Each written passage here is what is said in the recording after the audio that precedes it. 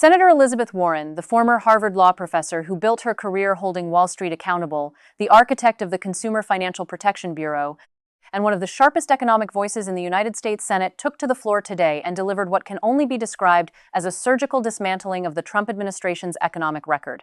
While this White House continues to boast about a booming economy, Senator Warren pulled back the curtain on who is actually booming and who is being left behind. Ranking member. Thank you, Mr. Chairman. So, President Trump has had more than a year to keep his #1 campaign promise to lower costs for American families, and boy, has he failed. Costs are going up across the board. Prices are up for groceries, utilities, health care, and the National Association of Home Builders says that thanks to Trump's chaotic tariffs, it costs $11,000 more to build every new house in America. Meanwhile, job growth has slowed to a crawl, and 83,000 people working in manufacturing lost their jobs last year. Ordinary Americans are squeezed hard, but boy, it is a good time to be a Wall Street CEO. Last year, the CEOs of the 6 largest banks together earned more than $250 million in compensation. Those banks paid out more than $140 billion in dividends and buybacks to wealthy shareholders. It is a record. The rich are getting richer, and everyone else struggles. In the Trump economy, it's Wall Street first and American families last. Now, we've seen this story before. We know how it ends. In the great financial crash of 2008, 10 million families lost their homes. The unemployment rate skyrocketed to 10%. And nearly $20 trillion in savings and retirement plans evaporated. Washington helped cause that crash by eliminating common sense guardrails that kept banks safe and focused on serving communities. When the crash hit, Washington bent over backwards to funnel trillions of dollars to bail out Wall Street. Wall Street executives who deserved handcuffs were instead rewarded with golden parachutes. It was brutal capitalism for families on Main Street, socialism for billionaires on Wall Street. The memories of a family being thrown out of its home because of a predatory mortgage, or of a 70-year-old grandmother coming out of retirement to work at Walmart because her pension vanished, did not fade. But Wall Street lobbyists and piles of campaign cash have worked hard to erase them. Now they have their champion in the White House, and he has assembled a team of Wall Street first regulators. Take the Federal Reserve Vice Chair for Supervision, Michelle Bowman.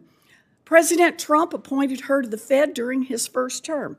She helped deregulate Silicon Valley Bank and other large banks. And a few years later, those same banks failed, the second, third, and fourth largest bank failures in U.S. history. And was Ms. Bowman held accountable? Nope. President Trump gave her a promotion. Now she and Trump's other regulators are implementing Wall Street's wish list. And at the top of the list, weakening capital rules, including stress testing. Banks love debt. They want to make their bets using other people's money, so depositors and taxpayers are left holding the bag if things blow up.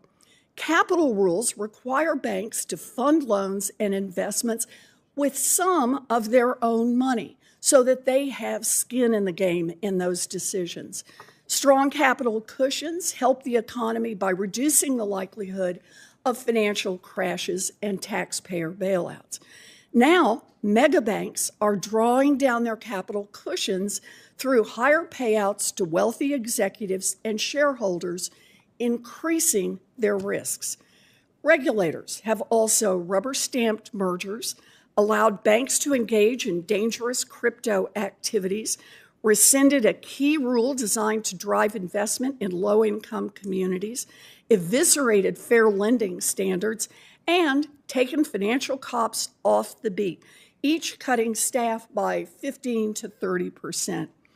The bank regulators have also terminated enforcement actions against J.P. Morgan, Wells Fargo, Citigroup, and Goldman Sachs, while failing to identify new law breaking on Wall Street. Either Wall Street bankers have suddenly stopped breaking the law, or Trump enforcers are keeping their eyes deliberately closed. I'm betting on closed eyes. Warning lights in our overall economy are flashing red.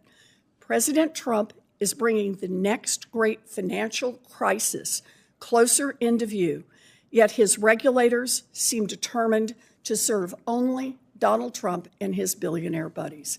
Thank you, Mr. Chairman. Senator Elizabeth Warren, in what may be one of her most pointed appearances on Capitol Hill this year, laying out a case that should concern every American regardless of party affiliation, though, let's be honest, only one party seems to be listening.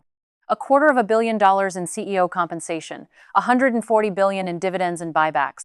Meanwhile, 83,000 manufacturing workers, the very people Donald Trump promised to fight for in 2016 and again in 2024, lost their jobs. $11,000 added to the cost of every new home in America, courtesy of a tariff policy that even the home builders' own association calls chaotic. Numbers don't care about your politics. Senator Warren drew a direct line from today's deregulatory frenzy to the policies that led to the 2008 financial crisis, a crisis that didn't punish the people who caused it, but devastated the people who had nothing to do with it. 10 million families lost their homes, $20 trillion in savings gone. And what did Wall Street get? A bailout. What did the executives get? Golden parachutes. What Warren called, and I think quite accurately, brutal capitalism for Main Street, socialism for billionaires. The regulators, the people whose entire job is to prevent the next catastrophe, are not just asleep at the wheel. According to Senator Warren, they are actively dismantling the guardrails. Michelle Bowman, the Fed's vice chair for supervision, helped deregulate the very banks that went on to become the second, third, and fourth largest failures in American banking history. Her reward? A promotion from President Trump. You cannot make this up.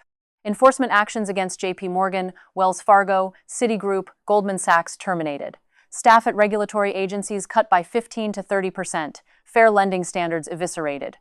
Rules designed to drive investment into low-income communities rescinded. Crypto oversight loosened. Bank mergers rubber-stamped. And let's talk about what Senator Warren didn't say, because what she left unsaid is almost as powerful. She didn't say the crash is coming tomorrow.